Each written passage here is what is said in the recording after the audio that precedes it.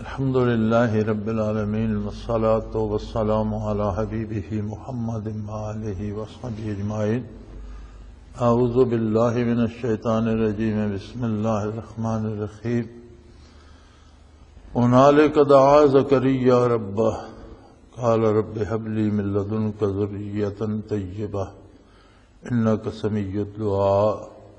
فنادته الملائكة وهو قائم يصلي في المحراب أن الله يبشرك بيحيى مصدقا بكلمات من الله وسيدا وحصورا ونبيا من الصالحين.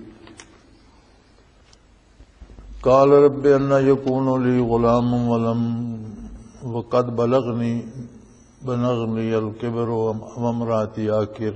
قال كذلك الله يفعل ما يشاء. قال رب اجعل لي آية.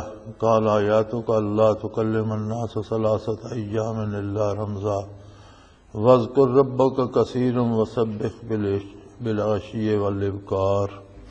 اللهم سبحانك لا علم لنا إلا ما علمتنا إنك أنت العليم الحكيم. مولاي صل وسلم دائما أبدا على حبيبك من زانت به الأسر.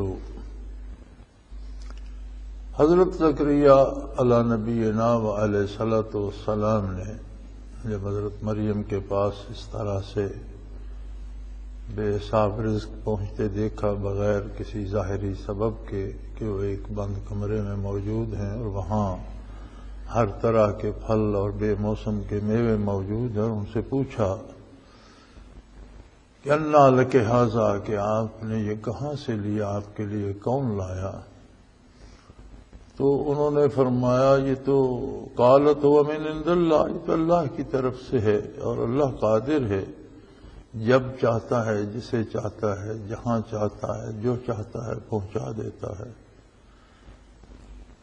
تو حضرت زکریا علیہ السلام کے ہاں اولاد نہیں تھی اور آپ عمر رسیدہ ہو چکے تھے، کافی بوڑھے ہو چکے تھے، لیکن اللہ کی کرم کو بٹتے دیکھا تو اللہ کے نبی کو دعا کا خیال آ گیا اور آپ نے فوراً دعا فرمائی۔ وہیں اسی جگہ ہنالک دعا زکریا ربہ، اس موقع پر حضرت زکریا علیہ السلام نے اپنے پروردگار کو پکارا اور عرض کی قال رب ہب لی من لدنک ذریۃ طیبہ، اے اللہ مجھے اپنے پاس سے اچھی نیک صالح اولاد عطا فرما۔ انک سمیع الدعاء، بے شک تو ہی دعاؤں کو سننے والا ہے اور تو ہی اس عظمت کا مالک ہے جو فریاد سنتا ہے اور پوری کرتا ہے، دعا سنتا ہے اور عطا کرتا ہے۔ انبیاء علیہ الصلوۃ والسلام کا تعلق ذات باری کے ساتھ جو ہوتا ہے وہ بہت قریب کا ہوتا ہے اور غیر نبی اس کا تصور بھی نہیں کر سکتا، لیکن پھر بھی انسان میں انسانی خصوصیات تو ہوتی ہیں۔ آپ بڑھاپے کی عمر کو پہنچ چکے تھے اور آپ کو یہ فکر رہنے لگی تھی کہ جو دین کا کام کیا ہے اسے کون سنبھالے گا، ایسا کون بندہ ہوگا جو میرے بعد میری ذمہ داری اور میرے علوم کا وارث ہوگا اور لوگوں کی تربیت کرے گا۔ جن لوگوں کی آپ تربیت فرما رہے تھے انہیں تو ابھی مزید کسی سرپرست کی ضرورت تھی اور آپ عمر کے آخری حصے میں پہنچ چکے تھے۔ پھر عطائے باری کو جوش میں دیکھا اور حضرت مریم کے پاس اس طرح بغیر سبب ظاہری کے رزق آتے دیکھا تو دل میں ایک طلب پیدا ہوئی اور آپ نے دعا فرمائی۔ چنانچہ نیک اور صالح اولاد کے لیے دعا کرنا بھی انبیاء کی سنت ہے اور محض اولاد ہونا کوئی بڑی بات نہیں ہے۔ اولاد ہو اور وہ نیک ہو اور صالح ہو تو اللہ کی نعمت ہوتی ہے، اور اولاد بگڑ جائے تو وہی اللہ کا عذاب بن جاتی ہے اور بندے کے لیے دنیا میں اتنے دکھ پیدا کر دیتی ہے کہ اس کا آرام اور سکھ غارت ہو جاتا ہے۔ تو آپ نے دعا فرمائی ذریتاً طیبہ، اولاد عطا فرما اور وہ طیب پاکیزہ ہو، میرے علوم کی وارث ہو، جو دین کا کام میں نے کیا ہے اسے آگے سنبھالے اور یہ سلسلہ جو ہے مخلوق کی ہدایت کا چلتا رہے۔ انک سمیع الدعا، بے شک صرف تیری ہی ذات ایسی ہے، تیرے سوا کوئی نہیں جو دعاؤں کو سنے اور عطا کرے۔ فنادت الملائکۃ وہو قائم یصلی فی المحراب،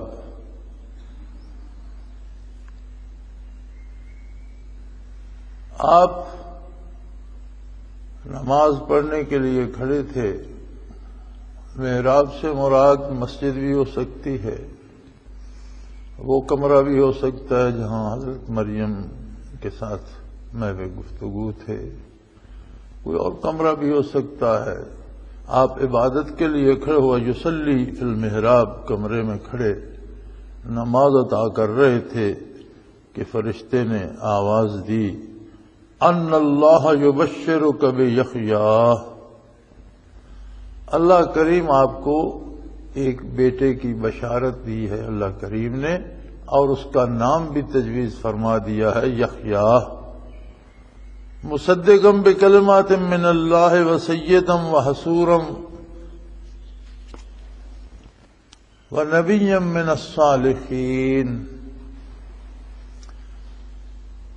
آپ کو اللہ نے بیٹے کی بشارت دی ہے، اس کا نام بھی اللہ کریم نے تجویز فرما دیا ہے کہ ان کا نام یحییٰ ہوگا، اور یہ بھی اللہ کریم نے خوشخبری دی ہے کہ مصدقا بکلمات من اللہ، اللہ کے کلمات کی تصدیق کرنے والے ہوں گے۔ یعنی آپ نے ذریت طیبہ کی دعا کی تو وہ اللہ کے کلمات کی تصدیق کرنے والے ہوں گے، آپ کے وارث ہوں گے، آپ کے دینی امور کو آگے بڑھانے والے ہوں گے، وسیداً، اور سردار ہوں گے، مقتدا ہوں گے، لوگ ان کی پیروی کریں گے۔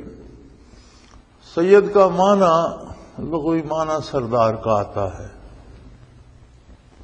وہ لوگ جس کے پیچھے کچھ لوگ چلیں، جس کی بات کچھ لوگ مانتے ہوں، جسے سردار سمجھا جائے۔ انبیاء سارے ہی مقتدا ہوتے ہیں اور ان کی اطاعت فرض ہوتی ہے، لہذا وہ سردار بھی ہوتے ہیں، سید ہوتے ہیں۔ خود نبی کریم صلی اللہ علیہ وآلہ وسلم نے فرمایا انا سید ولد آدم، میں ساری اولاد آدم کا سردار ہوں۔ یہ آپ صلی اللہ علیہ وسلم کا منصب جلیلہ ہے، لہذا آپ صلی اللہ علیہ وسلم کی اولاد کو بھی سید ہی کہا جاتا ہے۔ لیکن ایک اصول یاد رہے کہ نسبی اولاد ہونا ہی شرط نہیں، بلکہ آپ کا اطاعت گزار ہونا، پیروکار ہونا نسبی اولاد ہونے سے زیادہ شرط ہے۔ حضرت نوح علیہ السلام بھی اللہ کے نبی تھے اور سید تھے، سردار تھے۔ ان کے بیٹے نے نافرمانی کی تو جب انہوں نے دعا فرمائی کہ اللہ اسے غرق سے بچا لے، میرا بیٹا ہے اور تو نے وعدہ فرمایا ہے کہ میرے اولاد کو، میرے گھر والوں کو بچا لے گا، تو فرمایا انہ لیس من اہلک، وہ آپ کے گھر والوں میں شامل نہیں ہے، اس لیے کہ انہ عمل غیر صالح، اس کے اعمال برے ہیں، اور جو برائی کرتا ہے اس کا تعلق اللہ کے نبی سے نہیں ہوتا۔ بدکاروں کا، کفار کا، برے عقیدے کا تعلق اللہ کے رسول سے، اللہ کے نبی سے منقطع ہو جاتا ہے۔ تو لہذا صلبی اولاد ہونا اور آپ صلی اللہ علیہ وسلم کا خون ہونا تو بہت بڑی عظمت کی بات ہے، اور آپ کی اولاد حسنین کریمین سے ہی چلی اور انہی کو سید کہا گیا۔ یوں تو ہم عوان قبائل جو ہیں، بہت سے قبائل ہیں عوان کے، حضرت علی کرم اللہ وجہ کریم کے سارے بیٹوں کے اولادوں کو آوان کہا جاتا ہے، تو حسنین کریمین بھی حضرت علی کرم اللہ وجہ الکریم کی اولاد تھے اور آوان بھی انہی کی اولاد ہیں، لیکن آوانوں کو تو سید کوئی نہیں کہتا، اس لیے کہ ان کی والد ماجدہ حضور کی جگر گوشہ تھی صلی اللہ علیہ وسلم، اور آپ کی دختر نیک اختر تھیں، اور امانوں کی جو حضرت علی کی دوسری بیویاں تھیں وہ نبی کریم صلی اللہ علیہ وسلم کی بیٹیاں نہیں تھیں۔ تو باپ کے ناطے سے اگرچہ قریبی بھائی ہیں ہم لوگ، لیکن وہ بازی لے گئے کہ ان کی والدہ حضور علیہ الصلوۃ والسلام کی دختر نیک اختر ہے، اور ان کے خون میں نبی کریم صلی اللہ علیہ وسلم کا خون مبارک شامل ہے۔ لیکن اس خون مبارک کی برکات تب تک رہیں گی جب تک وہ حضور کے اطاعت گزار رہیں گے، آپ کے تابع فرمان رہیں گے۔ اور نوح علیہ السلام کی بیٹے کی طرح اگر کوئی نسبی تعلق رکھتا ہے حضور نبی کریم صلی اللہ علیہ وسلم سے، تو اس پر دوسروں کی نسبت زیادہ ذمہ داری ہے کہ وہ اتنا اطاعت گزار ہو اللہ اور اللہ کے رسول کا کہ اطاعت رسول اور اطاعت باری میں دوسروں کی قیادت کرے، یہ سرداری ہے، یہ سید ہے۔ اور اگر خود اطاعت کو چھوڑ دیتا ہے تو نوح علیہ السلام کے غرق ہونے والے بیٹے کی طرح سے نبی کریم صلی اللہ علیہ وسلم کے اہل خاندان سے خارج کر دیا جاتا ہے، پھر وہ سید نہیں رہتا۔ یہ بات یاد رکھنے کی ہے کہ حضور صلی اللہ علیہ وسلم کے ساتھ پہلا رشتہ اتباع کا ہے۔ اتباع کا رشتہ چھوٹ گیا، اطاعت کا رشتہ چھوٹ گیا تو باقی کوئی رشتہ باقی نہیں رہتا۔ اور اگر حضور کا متبع بھی ہو، حضور کا فرما بردار بھی ہو، اور پھر حضور کے ساتھ خونی رشتہ بھی ہو، تو پھر نور علی نور ہے، پھر اس کا احترام، اس کا ادب، اس کا ایک مقام ہے۔ تو فرمایا یہ بیٹا جو اللہ کریم آپ کو دے گا اس کا نام یحییٰ ہوگا، اور وہ اللہ کے کلمات کی تصدیق کرے گا، اور وہ سردار ہوگا، سید ہوگا، وحصوراً، اور اپنے نفس کی خواہشات کو روکنے والا ہوگا، نفس کی پیروی نہیں کرے گا، اور نبی من الصالحین، اور اللہ کے نیک بندوں میں، اللہ کے نبیوں میں سے ایک نبی ہوگا۔ یہ ساری اوصاف انبیاء علیہ الصلوۃ والسلام کے ہیں، اور یہ اوصاف اللہ کے نیک بندوں میں بھی ہوتے ہیں، لیکن جب یہ کہہ دیا جائے کہ فلاں اللہ کا نبی ہے تو از خود اس میں یہ سارے اوصاف آ جاتے ہیں، لیکن اللہ کریم نے اپنے محبوب بندے اور اپنے نبی کی دلجوئی کی خاطر بیٹے کی بشارت بھی دی، بیٹے کا نام بھی رکھا، اور ان کے اوصاف حمیدہ کی تعریف بھی فرما دی۔ حصوراً یعنی وہ زندگی میں اکیلے رہیں گے، اور حصر کا معنی ہوتا ہے بند ہو کر رہنا، ان کے ازدواجی تعلقات بھی نہیں ہوں گے۔ یہ عجیب بات ہے کہ یہ کیسے خوبی ہو گئی۔ نبی کریم صلی اللہ علیہ وآلہ وسلم کی سنت ہے النکاح من سنتی فمن رغب عن سنتی فلیس منی، او کما قال رسول اللہ صلی اللہ علیہ وسلم، کہ نکاح میری سنت ہے، اور جو میری سنت سے منہ پھیرے گا وہ میرے ساتھ نہیں ہوگا۔ لیکن انہیں ان کی شریعت میں اس زمانے میں اور اس وقت شاید بغیر شادی کے رہنا بھی ایک بہت خوبی ہوگی، اور شریعت میں جائز ہوگا، شریعت میں روا ہوگا۔ دوسری بات یہ ہے کہ ہر صاحب حال کا ایک حال ہوتا ہے اللہ کریم کے ساتھ، ایک تعلق ہوتا ہے، ایک ربط ہوتا ہے۔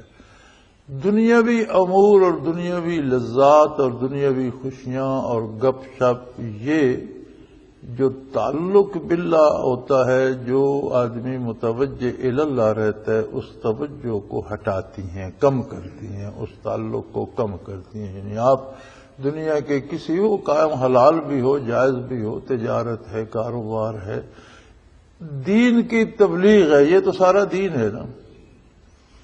دین کی تبلیغ ہے، اس میں بھی آپ لگے رہیں تو لوگوں سے ملنا جلنا تو ہوگا، بات اللہ کی ہو رہی ہے لیکن توجہ لوگوں کی طرف ہوگی تو توجہ اللہ کم ہوگی۔ اور شادی اگرچہ ایک مسنون فعل ہے اور ضروری ہے نسل انسانی کی بقا کے لیے، لیکن اختلاط فی الزوجین جو ہے یہ دنیا میں ایک ایسا فعل ہے جو سب سے زیادہ توجہ کو سلب کرتا ہے اور آدمی دوسری طرف متوجہ نہیں رہتا۔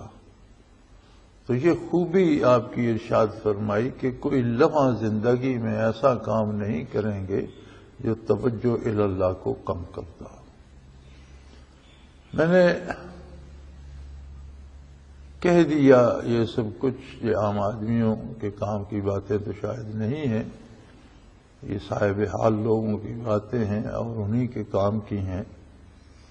پھر فرمایا نبی من الصالحین، اللہ کے مقرب بندوں میں سے اللہ کا نبی ہوگا۔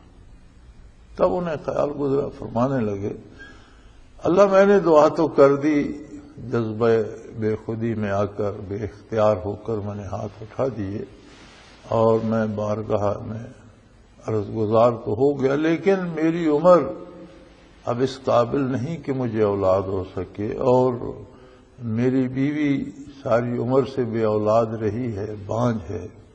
قال رب ان یکون لی غلام وقد بلغنی الکبر وامرأتی عاقر، کیسے بیٹا ہو سکتا ہے اللہ کہ میری عمر جو ہے وہ اپنے بڑھاپے کی حد کو چھو رہی ہے اور میری بیوی ساری عمر سے بانجھ ہے، اولاد کے قابل نہیں ہے، ضعیفہ بھی ہے، عمر رسیدہ بھی ہے، اور جب جوان تھی تب بھی ان کے اولاد نہیں ہوئی، ان میں یہ نقص ہے کہ وہ اولاد پیدا نہیں کر سکتی، تو یہ بیٹا کیسے ہو جائے گا؟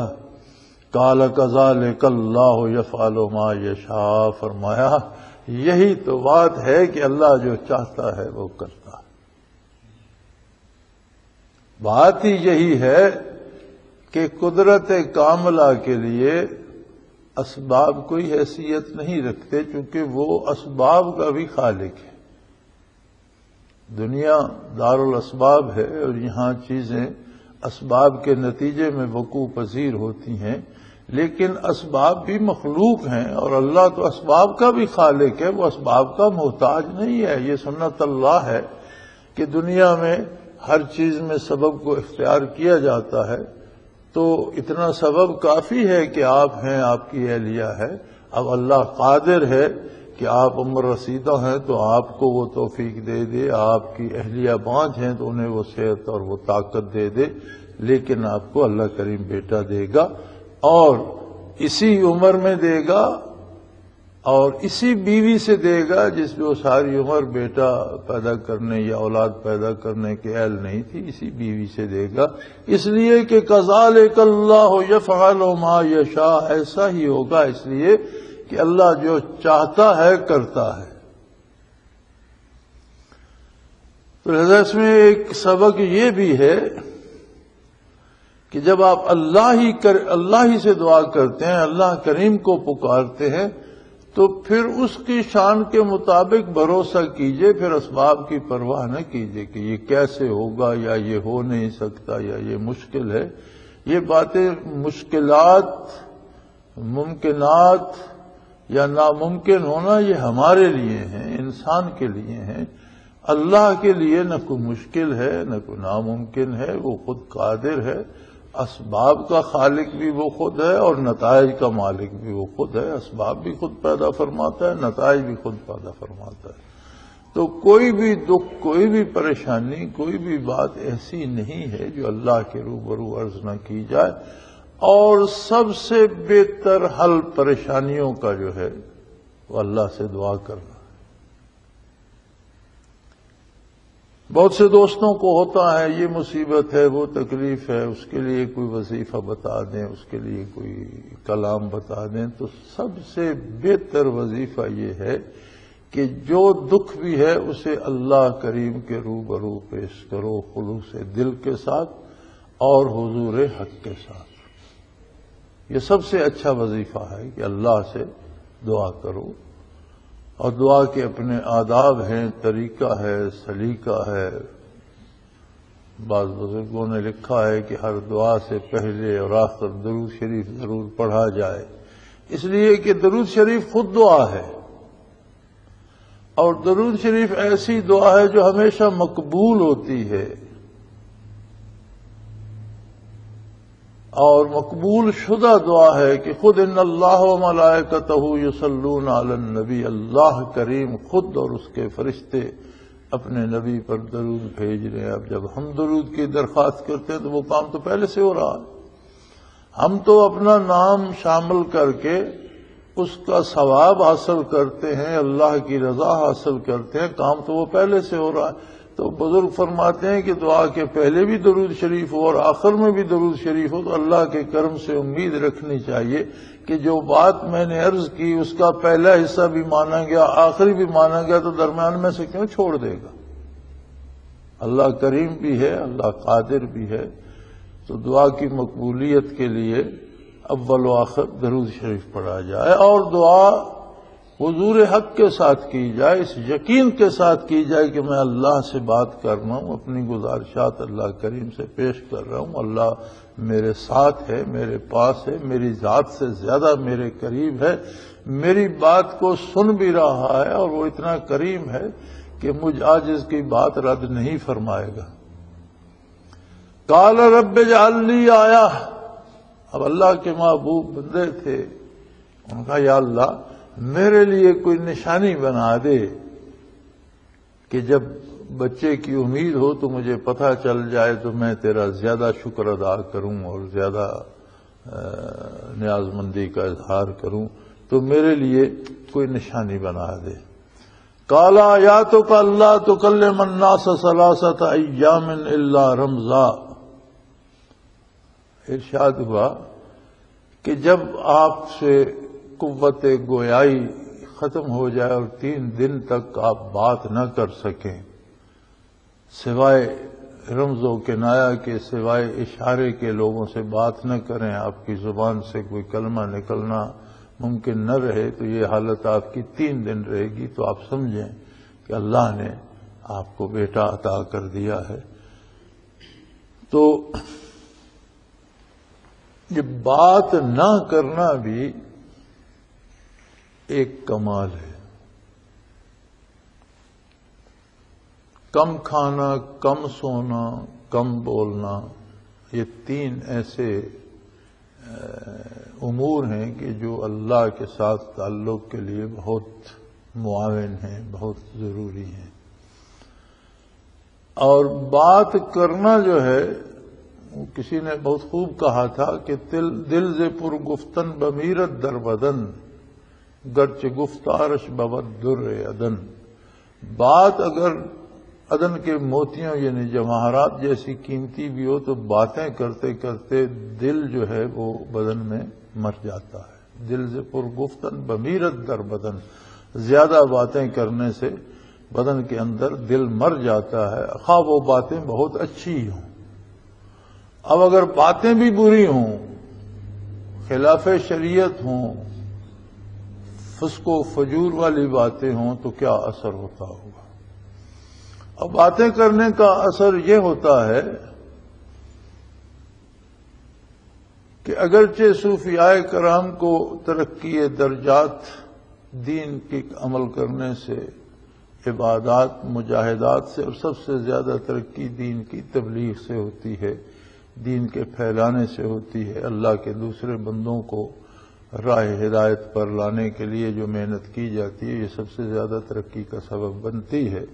ترقی درجات ہوتی ہے، لیکن اگر دین کی تبلیغ بھی کرتے رہیں، وعظ بھی کرتے رہیں، تقریریں بھی کرتے رہیں، دینی مسائل بھی بیان کرتے ہیں، تو بھی جن لوگوں سے آپ مخاطب ہیں، جو آپ کے ساتھ بات کر رہے ہیں، جو ہم کلام ہیں، جب وہ بات کرتے ہیں تو ان کی آواز کے ساتھ، ان کے جملوں کے ساتھ جو کچھ ان کے اندر ہے وہ بھی باہر آتا ہے، جو کچھ آپ کے اندر ہے وہ بھی آتا ہے. اگر آپ اللہ کا کلام کا سنا رہے ہیں، اس میں نور ہے، تو کوئی اعتراض کرے گا تو اس میں ظلمت بھی تو ہوگی.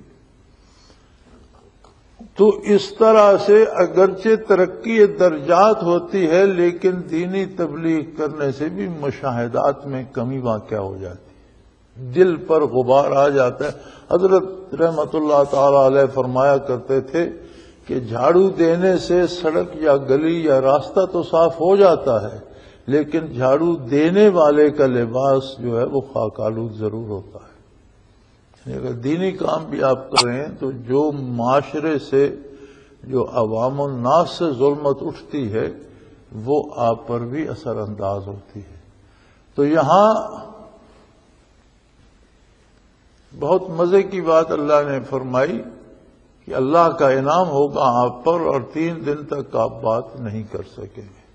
حضرت رحمت اللہ تعالی علیہ کی بات میں نے دیکھی کہ جب عمر کے آخری دن آئے تو بہت دنوں پہلے، وفات سے بہت دنوں پہلے آپ نے بات کرنا چھوڑ دی، یا آپ نے بات کرنے کی سکت نہ رہی۔ اور اگر دوائی لینی ہوتی، پانی کا گھونٹ بھی مانگنا ہوتا تو حضرت وہ لکھ کر چٹ پر، کوئی بات کرنی ہوتی تو آپ لکھ کر دے دیتے تھے، لیکن زبان پر چھالے زبان مبارک پر پڑ گئے تھے اور حلق میں کچھ اس طرح سے کہ بات کرنا ممکن نہ رہا تھا۔ اور سلوک و تصوف میں جو منازل آپ کے تھے ان کا تقاضا بھی یہی تھا کہ وصال الہی سے پہلے مخلوق سے کلی طور پر رابطہ منقطع ہو جائے۔ یہ باتیں ان لوگوں کی ہیں جن کو یہ نعمتیں نصیب ہوتی ہیں۔ بڑی عجیب بات ہے کہ کسی کی بات صرف اللہ سے رہ جائے اور مخلوق سے بات ہی نہ کرے۔ تو یہاں جو انعام حضرت زکریا علیہ السلام پر وہ بھی یہی ہوا کہ آپ 3 دن تک کلام نہیں کر سکیں گے سوائے اشارے کے، اور جب کلام بھی نہیں کر سکیں گے اور یہ نعمت بھی مل جائے گی تو وَاذْكُرْ رَبَّكَ كَثِيرًا، اللہ کا ذکر بہت کثرت سے کرے۔ انبیاء علیہ الصلاۃ والسلام کس طرح سے ذکر الہی کرتے ہیں کہ نبی کی ایک نگاہ ایمان لانے والے کو شرف صحابیت سے سرفراز کر دیتی، اور صحابہ کرام کا خشوع و خضوع اور ان کا رکوع و سجود اور ان کا ذکر الہی کی کیفیت بیان کرتے ہوئے قرآن کریم نے فرمایا ثم تلین جلودہم وقلوبہم الی ذکر اللہ، کہ ان کے کھال سے لے کر نہا خانہ دل تک ہر ذرہ بدن اللہ کا ذکر کرنے لگ گیا، ہر باڈی سیل ذاکر ہو جاتا ہے۔ اب اگر نبی کی ایک نگاہ سے بندے مومن کے وجود کا ہر ذرہ ذاکر ہو جاتا ہے تو خود نبی کس درجے کا ذکر کرتا ہوگا۔ انبیاء علیہ الصلاۃ والسلام جو لباس استعمال کرتے ہیں وہ لباس ذاکر ہو جاتا ہے، جو جوتا استعمال فرماتے ہیں اس کے سارے اجزاء ذاکر ہو جاتے ہیں، جس زمین پر قدم رکھتے ہیں وہ زمین ذاکر ہو جاتی ہے، جس چیز کو چھو لیتے ہیں وہ ذاکر ہو جاتا ہے، جس جانور پر سواری کر لیتے ہیں اس کے بدن کا ہر جز ذاکر ہو جاتا ہے۔ گویا انبیاء علیہ الصلاۃ والسلام نہ صرف یہ کہ ہر لمحہ ہر آن ان کا وجود کا ہر ذرہ ذاکر ہوتا ہے، بلکہ وہ ذاکر گر ہوتے ہیں کہ جسے دیکھ لیں، جسے چھو لیں، جہاں قدم رکھ دیں۔ کسی کو اگر آج بھی اللہ دل کی نگاہ دے دے تو جہاں جہاں نبی کریم صلی اللہ علیہ وسلم مکہ مکرمہ کی گلیوں میں نکلے، یا جہاں جہاں آپ نے سفر فرمایا، یا جہاں جہاں صحراؤں میں قدم مبارک رکھا، آج بھی جہاں حضور نے قدم رکھا وہ زمین قطع زمین میں اس طرح نظر آتی ہے جیسے آسمان پر چاند دکھائی دیتا، بلکہ جن راستوں سے حضور گزرے صلی اللہ علیہ وسلم وہ فضائے حد نگاہ تک منور نظر آتی، بلکہ اس کے بارے میں نے ایک دفعہ حضرت رحمۃ اللہ علیہ سے پوچھا بھی تھا غالباً کہ اس بات کی سمجھ نہیں آ رہی کہ قدوم مبارک کے نشان تو منور ہو گئی، فضائیں منور کیسے؟ تو حضرت نے فرمایا تھا کہ جہاں تک حضور نبی کریم کی نگاہ پاک گئی ہے وہ فضا منور ہو گئی اور قیامت تک رہے گی۔ انبیاء کے ذکر کا یہ عالم ہوتا ہے، اس کے باوجود ذکر الہی کی کثرت کی کوئی حد نہیں ہے کہ پھر نبی کو ہی فرمایا جا رہا ہے کہ وَاذْكُرْ رَبَّكَ كَثِيرًا، اور بھی کثرت سے اللہ کا ذکر کر۔ یعنی آپ اندازہ کریں کہ انبیاء علیہ الصلوۃ والسلام کا ذکر کس طرح سے کثرت سے ہوتا ہے۔ وہ ذاکر گر ہوتے ہیں، جہاں قدم رکھتے ہیں ذرات ذاکر ہو جاتے ہیں، جہاں آرام فرماتے ہیں قبور میں تو وہ قبور ذاکر ہو جاتی ہیں، وہ ذرات ذاکر ہو جاتے ہیں، جہاں رہتے ہیں وہ مکان ذاکر ہو جاتے ہیں، جہاں سجدہ کرتے ہیں وہ جگہ ذاکر ہو جاتی ہے، جہاں سے گزر جاتے ہیں شجر و حجر ذاکر ہو جاتے ہیں۔ یہ پتھروں کا یا درختوں تک کا کمال تو نہیں تھا کہ حضور جدھر تشریف لے جاتے تو درخت بھی سلام کہتے، پتھر بھی درود پڑھتے۔ یہ کمال تو محمد الرسول اللہ صلی اللہ علیہ وسلم کا تھا نا، کہ جہاں تشریف لے گئے وہاں کے پتھروں کو بھی درود پڑھنا نصیب ہو گیا، درختوں کو بھی صلاۃ و سلام پڑھنا نصیب ہو گیا۔ تو یعنی انبیاء کا وجود پاک جو ہوتا ہے وہ ذاکر گر ہوتا ہے۔ اس کے بعد پھر حکم ہو رہا ہے، نبی کو حکم ہو رہا ہے وَاذْكُرْ رَبَّكَ كَثِيرًا، اور کثرت سے اللہ کا ذکر کر۔ اس کا مطلب ہے کہ کتنا بھی کوئی ذکر کرے، ساری عمر صرف کر دے، پھر بھی وہ کثرت ذکر ابھی باقی ہے، کیونکہ ذکر کی شان مذکور کی شان کے مطابق ہے۔ اللہ کی کوئی حد نہیں، اس کی عظمت کی، اس کی شان کی، اس کی ذات کی کوئی حد نہیں، اس کے ذکر کی بھی کوئی حد نہیں ہے۔ یہاں اگر کوئی 4 دن 4 تسبیحات پڑھتا ہے یا 5 دن نماز پڑھ لیتا ہے تو سمجھتا ہے میں نے اللہ پر بڑا احسان کیا، بڑا تیر مارا، بلکہ کثرت ذکر کی تو کوئی حد ہی نہیں ہے کہ اللہ اپنے نبی سے کہہ رہا ہے کہ جب یہ نشانیاں آپ کو عطا ہوں تو وَاذْكُرْ رَبَّكَ كَثِيرًا، اللہ کا ذکر اور کثرت سے کر، وَسَبِّحْ بِالْعَشِيِّ وَالْإِبْكَارِ، اور رات دن ذکر کرتا چلا جا۔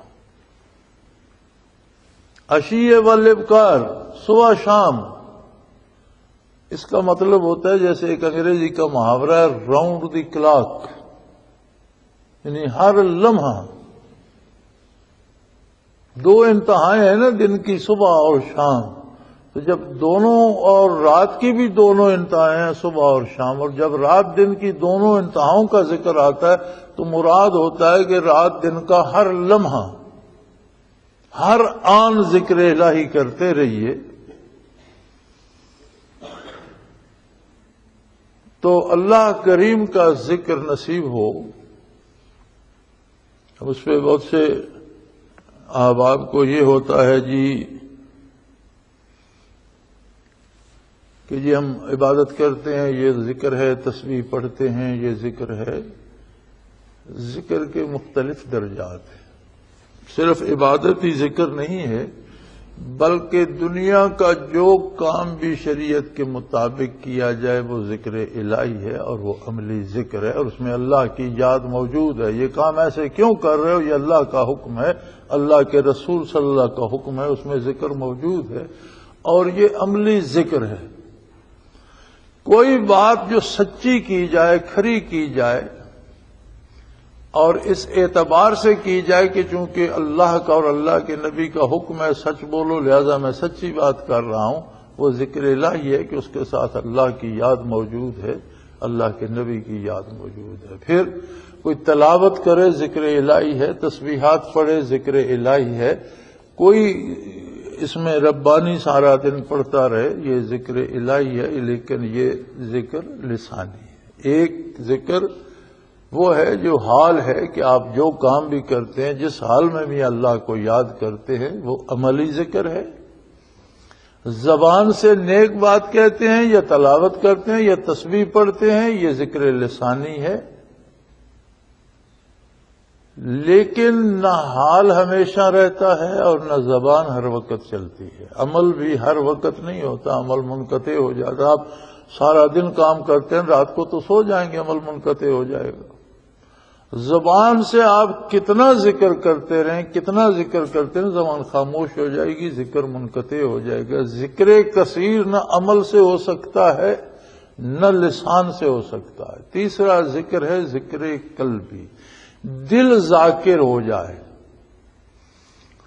دل میں یاد رچ بس جائے، اور دنیا کا کوئی بھی کام کر رہے ہو دل یاد سے غافل نہ ہو. وہ ایک پنجابی کا کہا گیا اس کے لیے ایک محاورہ کہ ہتھ کارول دل یارول. آپ کوئی کام کر رہے ہو دل اللہ اللہ کر رہا ہو، آپ بات کر رہے ہو دل اللہ اللہ کر رہا ہو، آپ کھانا کھا رہے ہو دل اللہ اللہ کر رہا ہو، آپ سو جائیں دل اللہ اللہ کر رہا ہو، آپ جاگے تو پتہ چلے دل ذاکر تھا، سینے میں دھڑک کر باہر آنا چاہتا ہے. آپ سوتے رہیں، ذکر قلبی نصیب ہو جائے، وہ چلتا رہے گا. بندہ مر جائے، قبر میں چلا جائے، مٹی کے نیچے اتر جائے اور دل اللہ اللہ کرتا رہے تو ایک حد تک ذکر کثیر کے معنی کو پا لیتا ہے. کسی نہ کسی حد تک کثرت ذکر میں داخل ہو جاتا ہے. عملی ذکر کثیر نہیں ہو سکتا، عمل میں انقطاع آتا ہے. لسانی ذکر ذکر کثیر نہیں ہو سکتا کہ اس میں انقطاع آتا ہے، زبان بند ہوتی ہے. لیکن جب قلب ذاکر ہو جاتا ہے، ذکر خفی قلبی نصیب ہو جاتا ہے تو وہ ذکر دوام ہوتا ہے. دل دھڑکنا چھوڑ جائے لیکن ذکر کرنا نہیں چھوڑتا اگر ذاکر ہو جائے. موت آ جائے، دل دھڑکن بند کر دے، دھڑکنا چھوڑ سکتا ہے لیکن اگر ذاکر ہے تو ذکر نہیں چھوڑتا. اس کے اندر جو لطیف ربانی ہے وہ ذکر کرتا ہی رہتا ہے، وہ قبر میں بھی کرتا رہتا ہے تاکہ قلب ذاکر سے قبور ذاکر ہو جایا کرتی. تو کثرت ذکر کی بات جب بھی آتی ہے سوائے ذکر قلبی کے اس مفہوم کو پورا نہیں کیا جا سکتا. بعض لوگوں کو سوال یہ ہوتا ہے کہ یہ جس طریقے سے صوفیاء ذکر کراتے ہیں اس طریقے سے ثابت ہے؟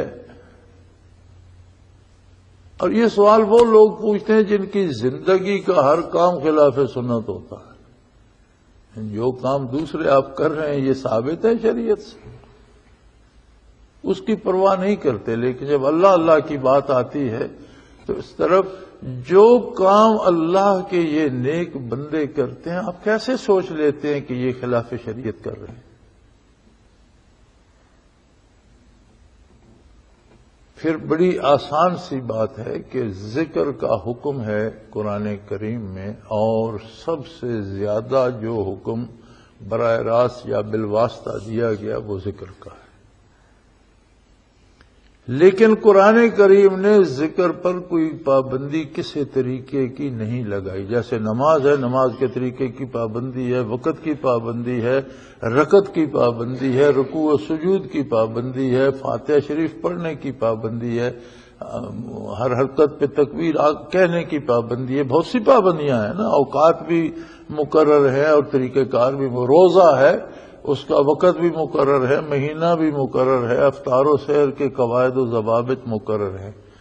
حج ہے اس کا وقت بھی مقرر ہے، دن بھی مقرر ہے اور ارکان بھی مقرر ہیں. سب عبادات کے اوقات مقرر ہیں. ذکر کے لیے کوئی طریقہ، کوئی ایک خاص وقت کچھ مقرر نہیں ہے. کثرت ذکر کا حکم ہے، اور جتنے سلاسل ذکر ہیں وہ جس طرح سے بھی ذکر کرتے ہیں اگر ان میں کوئی خلاف شریعت عمل ہوگا تو اس کی اجازت نہیں ہوگی. شرعی حدود کے اندر کوئی بیٹھ کے کرتا ہے، لیٹ کے کرتا ہے، حرکت کر کے کرتا ہے، آنکھیں بند کر کے کرتا ہے، آنکھیں کھول کے کرتا ہے، ایک بیٹھ کے کرتا ہے، 50 مل کر کرتے ہیں. تو جو بھی کام شریعت کے اندر کرنا جائز ہے اس طرح سے ذکر میں ہر سارے طریقے سے لیکے جائز. فرق یہ ہے کہ ہر ایک شیخ کی اپنی تحقیق ہے، ہر سلسلے کا اپنا طریقہ ہے.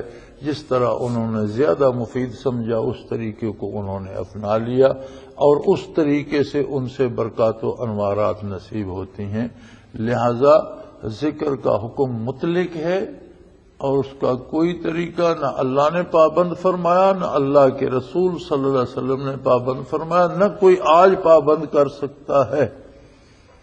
ہم یہ نہیں کہہ سکتے کہ جس طرح ہم ذکر کرتے ہیں یہ صحیح ہے، جس طرح دوسرے کرتے ہیں وہ غلط ہے. نہیں، جس طرح جس کا جی چاہے. ایک ہی پابندی ہے کہ ذکر کے نام پر کوئی کام خلاف شریعت کرنے کا کوئی جواز نہیں. شرعی حدود کے اندر کوئی جس طرح ذکر کرتا ہے وہ سب جائز ہے. ہاں، اگر کسی کو اس کی لذت نصیب ہو جائے تو سب سوالوں کے جواب مل جاتے ہیں، چونکہ جو کچھ اس سے نصیب ہوتا ہے وہ کیفیات ہیں، اور کیفیات محسوس تو کی جا سکتی ہیں، لکھنے پڑھنے میں نہیں آتی. کیفیات کے لیے کوئی لفظ وضع نہیں کیا گیا کہ وہ لکھ کر بتا دے. کیفیات صرف محسوس کی جاتی ہیں. یہ انہی کا کام ہے جنہیں اللہ نصیب کر دے، اور میری تو دعا ہے کہ اللہ تمام مسلمانوں کو نصیب کرے. وآخر دعوانا ان الحمدللہ رب العالمین.